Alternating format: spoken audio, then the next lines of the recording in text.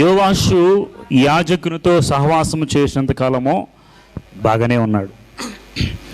యోవాషును దాచిపెట్టింది ఎవరు? యెహోయాదా అనేటువంటి ఒక యాజకుడు.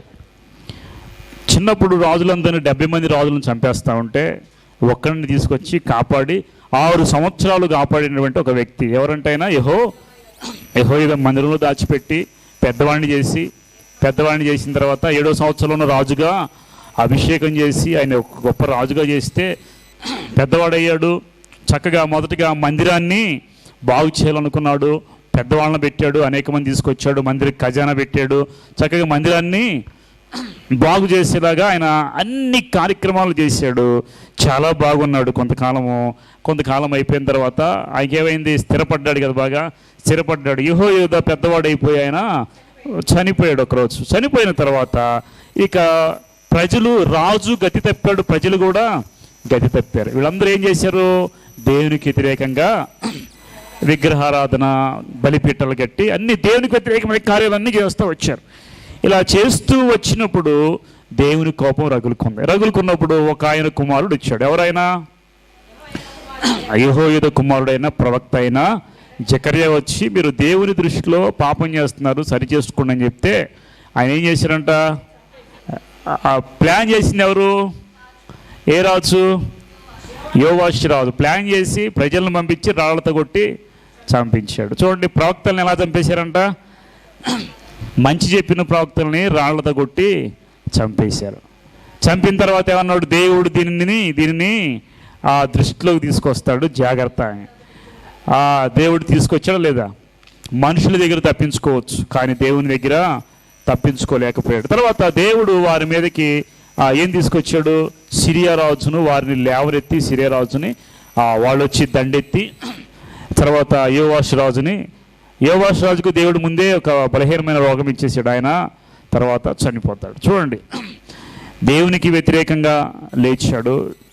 ఈ రాజు గురించి మనం ఏం నేర్చుకోవాలంటే, చక్కగా దేవునితో సహవాసం చేసినంతకాలం బాగున్నాడు, దేవుని బిడ్డలతో సహవాసం చేసినంతకాలం బాగున్నాడు, దేవుని ప్రజలతో సహవాసం చేసినంతకాలము బాగున్నాడు. ఎప్పుడైతే దేవుని బిడ్డల్ని, యాజకుల్ని వదిలేశాడో పాడైపోయాడు. తను పాడైపోవడమే కాక రాజ్యాన్ని కూడా పాడు చేశాడు. మంచి చెప్పిన వాళ్ళని రాళ్లతో కొట్టి చంపేశాడు. ఇప్పుడు ప్రస్తుతం జరుగుతుంది ఏంటి చెప్పండి?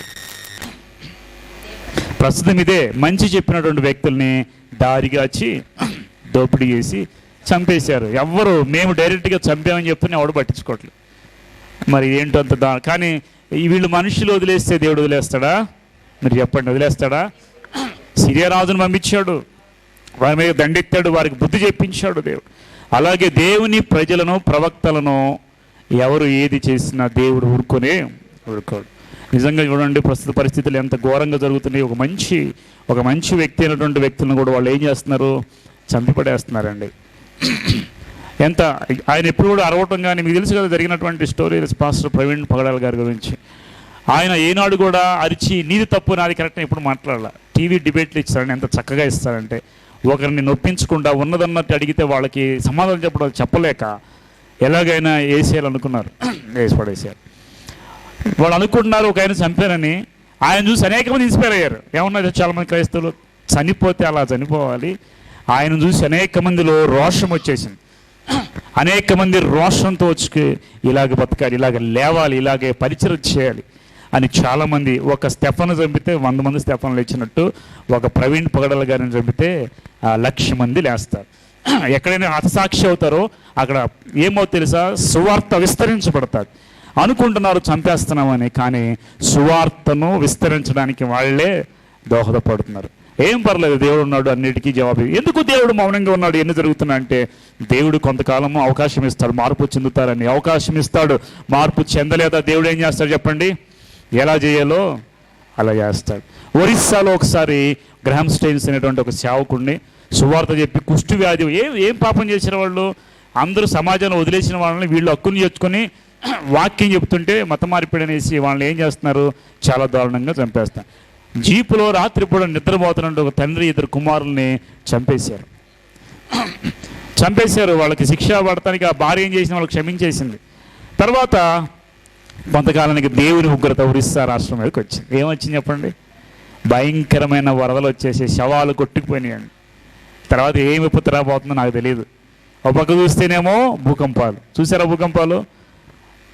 7 మిలియన్, మోర్ దాన్ 7 మిలియన్ అంటే 70 లక్షల మంది దాని ఎఫెక్ట్ అయిపోయారు ఇళ్ళు లేక. పెద్ద పెద్ద బిల్డింగ్లన్నీ కూడా క్రాక్స్ వచ్చేసినాయి. మొన్న అక్టోబర్లో నేను ఉండొచ్చు అక్కడ. నేను తిరిగి వచ్చినటువంటి ఏరియా అన్నీ నాకు గుర్తొస్తాయి, టీవీలో చూస్తూ ఉంటాయి. పాపం, భయంకరమైన పాపం ఆ దేశంలో. దేవుడు నీకు ఎంతకాలం సమయం ఇస్తాడో నీకు తెలియదు. ఇచ్చినంత వరకు దేవునికి నమ్మకంగా బతకడం మనం చేసేది ఏది కూడా లేదు. ఎట్టిపోతే ప్రాణం ఎట్టిపోతుంది ఎవరికి కూడా తెలియదు. పడుకుని ఉంటే బిల్డింగ్ నీ మీద పడిపోవచ్చు, బయటకు వస్తే నీకు స్విచ్ చేస్తే కరెంట్ షాక్ కొట్టవచ్చు, రోడ్డు మీదకి వెళ్తే యాక్సిడెంట్ అవ్వచ్చు. ఎన్ని ఛాన్సులు ఉన్నాయి చూడండి నీ ప్రాణం పోవడానికి. కానీ దేవుడు మనల్ని ఎంతకాలం కాపాడాడు లేదా? దేవునికి నమ్మకంగా జీవించండి చాలు. యెహోయాదా కూడా నమ్మకంగా జీవించి ఆ రాజుని బాగా లేవనెత్తితే ఆ రాజు ఏం చేశాడంటే మదించి ఆ తర్వాత చేసిన మేలును మర్చిపోయి ప్రవక్త అయినటువంటి ఆ యెహోయాదా కుమారుడు జకర్యా వచ్చి వాళ్ళని హెచ్చరించినందుకు జకర్యాను రాళ్లతో కొట్టి చంపేశారు. ఇలా ఉంది ఇప్పుడు సమాజం కూడా, రాళ్లతో కొట్టి చంపేస్తూ ఉన్నారు. సరే, ఇప్పుడు నెక్స్ట్ ఈరోజు ఒక రాజు గురించి చెప్పుకుందాం. ఆ రాజు పేరు ఉజ్జియా. ఈయన కూడా మనం చెప్పుకోవాల్సిన రాజే. నాకు తెలిసి కొద్ది రోజుల్లోనే రాజుల గురించి నేను ఆపేస్తాను. ఒక్కొక్క రాజులో నేను అందరు రాజు గురించి చెప్పట్లా, ఏ రాజు గురించి అయితే మనం నేర్చుకోవాలో వాళ్ళ గురించే చెప్తున్నాను. గుర్తుపెట్టుకోండి, ఉజ్జియా.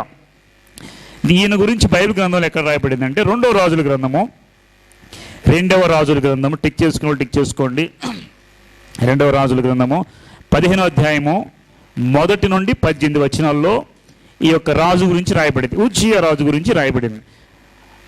2వ దినవృత్తాంతాలు 15వ అధ్యాయము, 2వ రాజులు 15వ అధ్యాయము 1 నుండి 18. నెక్స్ట్ ఇంకో చోట రాయబడింది చూడండి. 2వ దినవృత్తాంతాలు 26వ అధ్యాయం, 2వ దినవృత్తాంతాలు 26వ అధ్యాయము, 2వ రాజులు 15 1 నుండి 18. ఈ యొక్క వచనాల్లో ఈ రాజు గురించి రాయబడి. ఇప్పుడు 2వ దినవృత్తాంతాలు ఓపెన్ చేయండి మీరు అందరూ కూడా. మీకు రాజుల గ్రంథము 2వ దినవృత్తాంతాల గ్రంథం కలిసి చెప్తున్నాను నేను. ఈ రాజుల గురించి అక్కడ ఉంటుంది కాబట్టి మనం 2 గ్రంథాలను మనం ఫినిష్ చేసుకున్నాం. చూడండి, అంతలో యూదా జనులందరూ 16 ఏండ్ల వాడైన ఉజ్జియాను తీసుకొని అతని తండ్రి అయిన అమజ్యాకు బదులుగా రాజుగా నియమించిరి. ఈ అమజ్యాకు బదులుగా రాజుగా నియమించారంట. తర్వాత అతడు ఎలాతును కట్టించి రాజుకు తన తండ్రి అతని పితరులతో కూడా నిద్రించిన తర్వాత అది యూదా వారికి తిరిగి వచ్చినట్లు చేసిన. 3వ వచనం.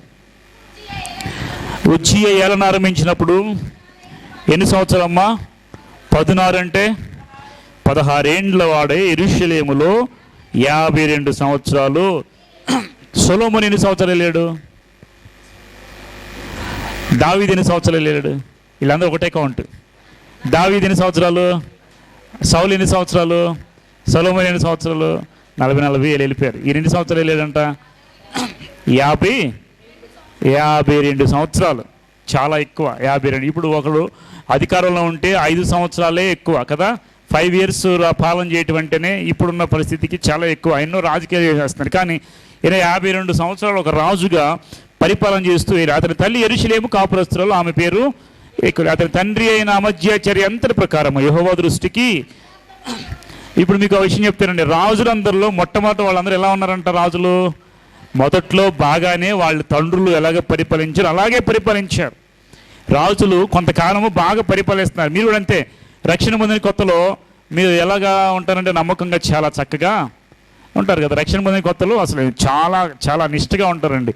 అసలు టైంకి తీసుకుని బైబిల్ చదవటం, ప్రార్థన చేయటం, మోకాళ్ళు వేయటం, ఆ టీవీ ముఖం చూడటం, చక్కగా పాటలు పాడుకుంటారు, బయటికి వెళ్ళిపోతారు. చాలా చక్కగా ఎంత గొప్ప విశ్వాసులుగా ఉంటారో రక్షణ పొందిన కొత్తలో. రాను రాను ఏమైందంటే ఏమైపోయింది? సీనియర్ విశ్వాసులు అయిపోతారు. సీనియర్ విశ్వాసులు అయిపోయినప్పుడు ఏమవుతుంది?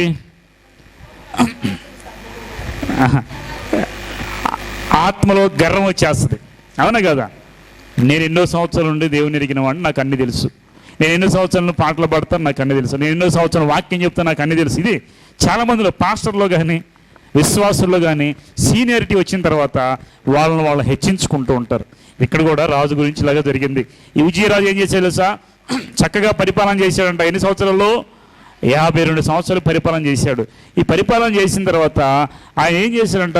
4వ అధ్యాయంలో 4వ వచనంలో ఆయన తన తండ్రి అమధ్య చర్య యెహోవా దృష్టికి మొదటగా ఆయన గురించి నేర్చుకోవాల్సిన విషయాలు ఏంటంటే యథార్థంగా జీవించాడు. ఫస్ట్ పాయింట్ ఏంటంట, యథార్థంగా.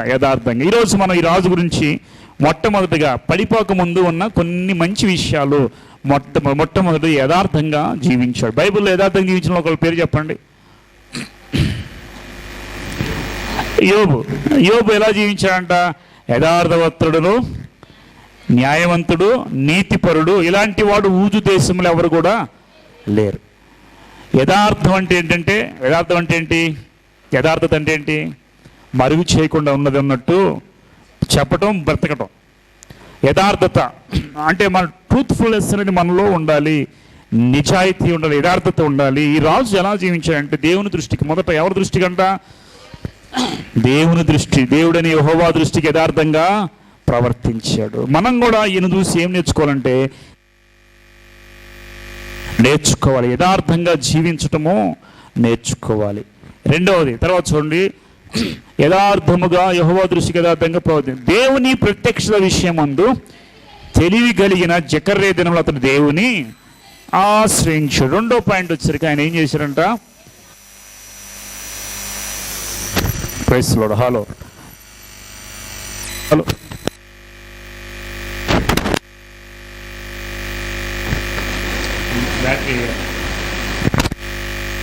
చెక్. హలో రెండవదిగా ఆయన చేస్తే ఇప్పుడంట దేవుని ప్రత్యక్షత విషయం ముందు తెలివి కలిగిన జకర్యా ఇంకొక ఆయన వచ్చాడు ఇక్కడ, జకర్యా. ఇప్పుడు ఇందాక ఆయన ఏం చేసి రాళ్ళగొట్టి ఎవరు ఇక్కడ చంపింది ఎవరిని? జకర్యా ప్రవక్తే కదా. ఎవరు కుమారుడు జకర్యా? యెహోయాదా యాజకుని కుమారుడు అయిన జకర్యా. ఈ జకర్యా ఉన్నప్పుడంట తండ్రి ఇక్కడ చూడండి 5వ వచనం, దేవుని ప్రత్యక్షత విషయం అందు తెలివి కలిగింది ఎవరు ఇప్పుడు? జకర్యానా రాజా? జకర్యా. తెలివి కలిగిన జకర్యా. ఆయన దినముల్లో అతడు దేవుని ఆశ్రయించాడు. ఇక్కడ విషయం తెలుసా మీకు?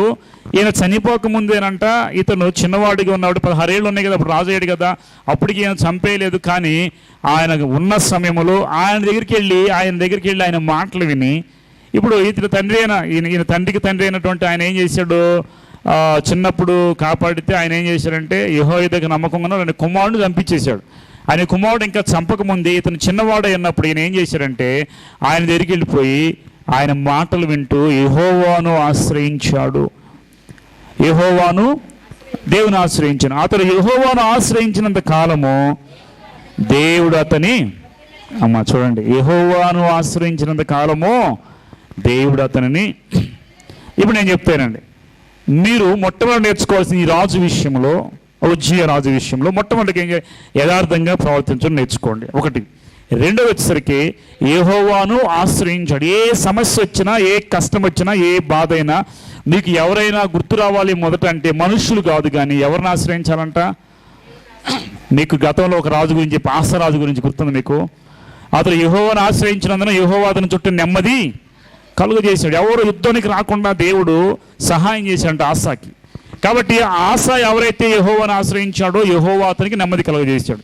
ఇక్కడ ఈ రాజు అయిన ఉజ్జియా కూడా ఒక మంచి తెలివైన నిర్ణయం తీసుకున్నాడు.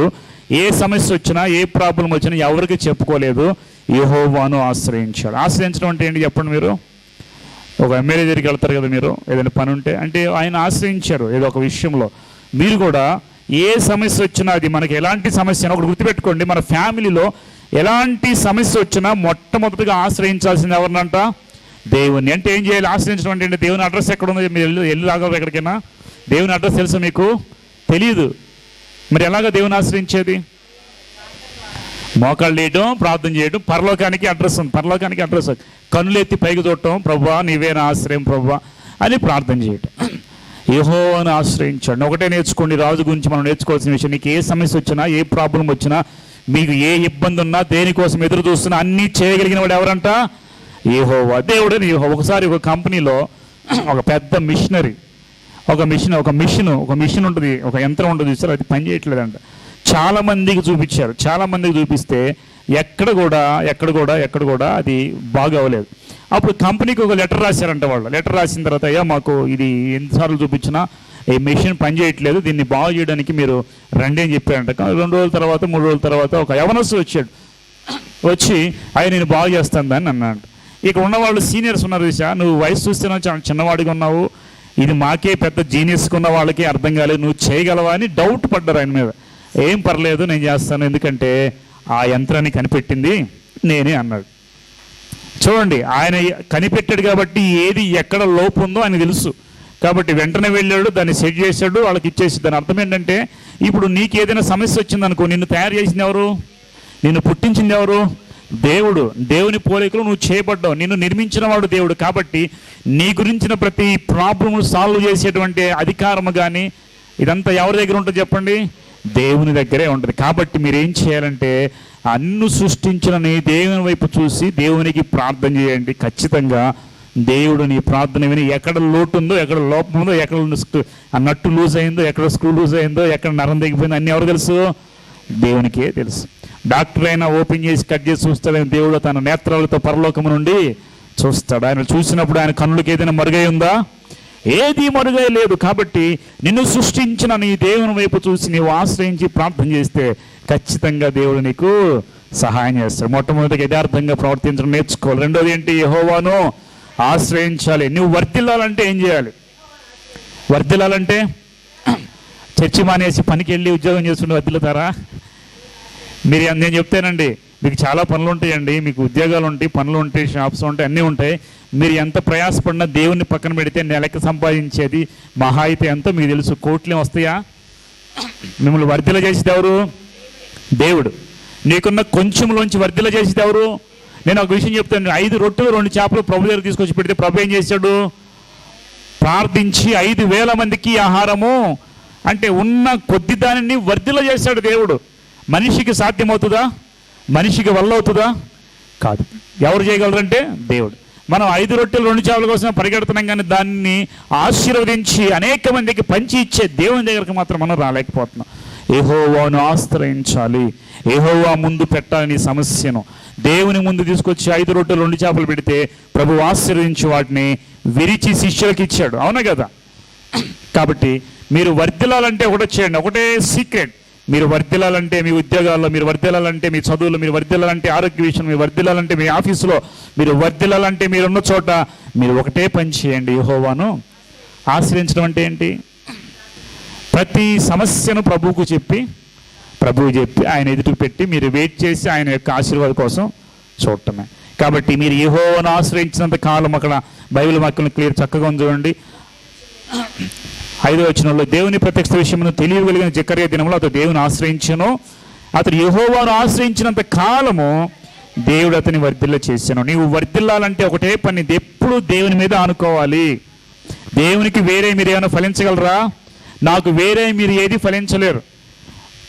యోహాను సువార్త బైబిల్ వాక్యం చూడండి ఒకసారి. యోహాను సువార్తలో ఒక మాట ఉంటుంది. యోహాను సువార్త చూడండి, 15వ అధ్యాయం చూడండి, 5వ వచనం. ద్రాక్షవల్లిని నేను, తీగలు మీరు. ఎవడు నా యందు నిలిచి ఉన్న నేను ఎవరి యందు నిలిచి ఉన్నవాడు బహుగా. ఎవరంట?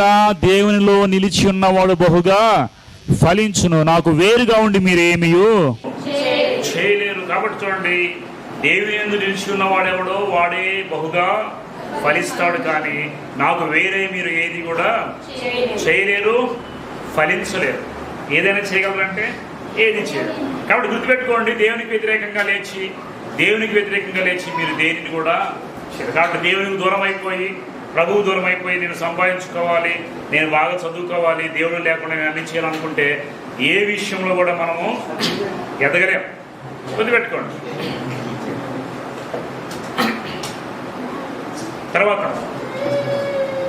బైబిల్ వాక్యం చూడమ్మ, 26వ అధ్యాయము 2వ దినవృత్తాంతాలు 26వ అధ్యాయంలో, అతడు యెహోవాను ఆశ్రయించిన కాలం దేవుడు అతన్ని వర్ధిల్ల చేసిన. 6వ వచనం, అతడు బయలుదేరి ఫిలిష్తీయులతో యుద్ధం చేసి గాతు ప్రాకారమును, ఎబ్రే ప్రాకారము, అష్టోదు ప్రాకారం పడగొట్టి అష్టోదు దేశం, ఫిలిష్తీ దేశం ప్రాకారపురములను కట్టించిన. ఇక్కడ ఇతను చేసిన ఇంకొక మంచి పని అంటే తెలుసా? ఫిలిష్తీయులతో యుద్ధం చేసి ప్రాకారాలను పడగొట్టేశాడు. ఎవరి ప్రాకారాలు అంటవి? ఫిలిష్తీయుల ప్రాకారాలు.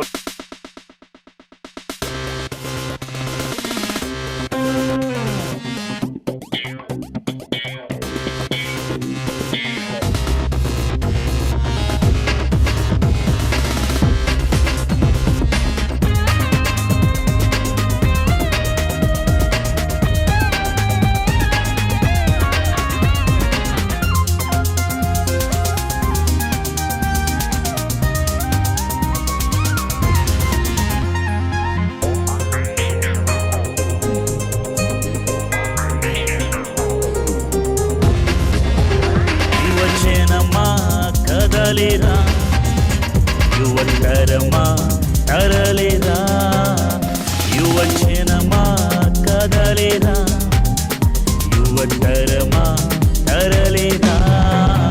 ప్రభు యేసుకు నీవు కావాలి, ప్రభు చెంతకు నీవు చేరాలి. ప్రభు యేసుకు నీవు కావాలి, ప్రభు చెంతకు నీవు చేరాలి.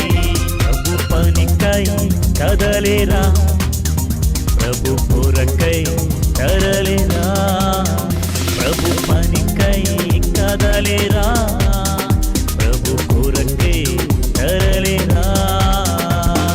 రా కదలిరా, రా తరలిరా, రా కదలిరా, రా తరలిరా.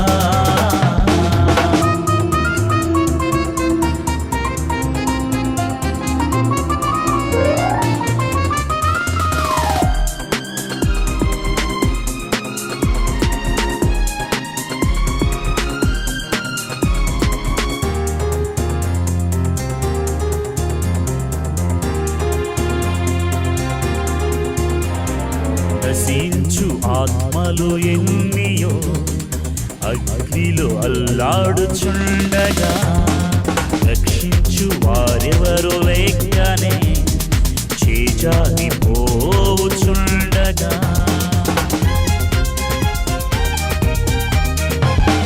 నశించు ఆత్మలు ఎన్నియో అగ్నిలో అల్లాడుచుండగా, రక్షించు వారెవరు లేకనే చేజారి పోవుచుండగా.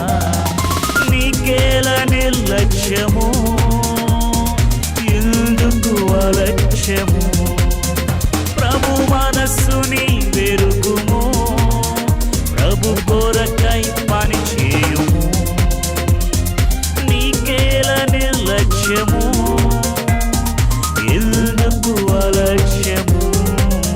ప్రభు మనస్సుని వెరుగుము, ప్రభు కొరకై పని చేయుము. రా కదలిరా, రా తరలిరా, రా కదలిరా, రా తరలిరా.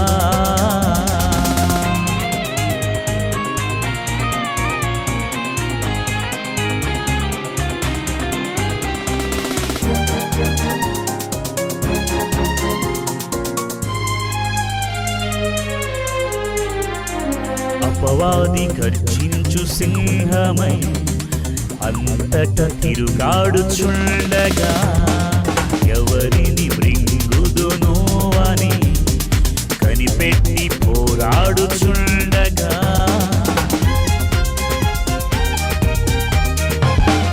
అపవాది గర్జించు సింహమై అంతట తిరుగాడుచుండగా, ఎవరిని మృంగుదునో అని కనిపెట్టి పోరాడుచుండగా.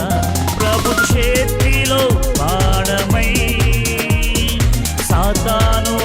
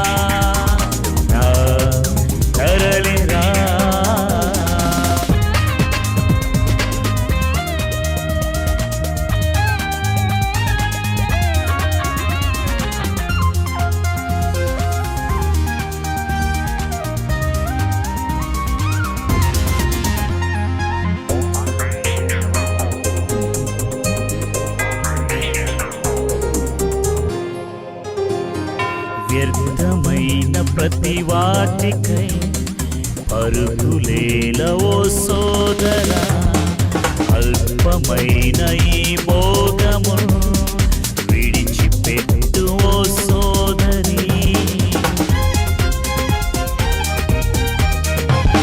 వ్యర్థమైన ప్రతి వాటికై పరుగులేలవో సోదరా, అల్పమైన ఈ భోగము విడిచిపెట్టు ఓ సోదరి. ఒకటే విలువైనది, నీ బ్రతుకును మార్చునది. ప్రభు ప్రేమను నీ వెరుగుము, ప్రభు దర్శనం నెరవేర్చుము. ఒకటే విలువైనది, నీ బ్రతుకును మార్చునది. ప్రభు ప్రేమను నీ వెరుగుము, ప్రభు దర్శనం నెరవేర్చుము. రా కదలిరా, రా తరలిరా, రా కదలిరా, రా తరలిరా. యువజనమా కదలిరా, యువతరమా తరలిరా, యువజనమా కదలిరా, యువతరమా తరలిరా. ప్రభు యేసుకు నీవు కావాలి, ప్రభు చెంతకు నీవు చేరాలి.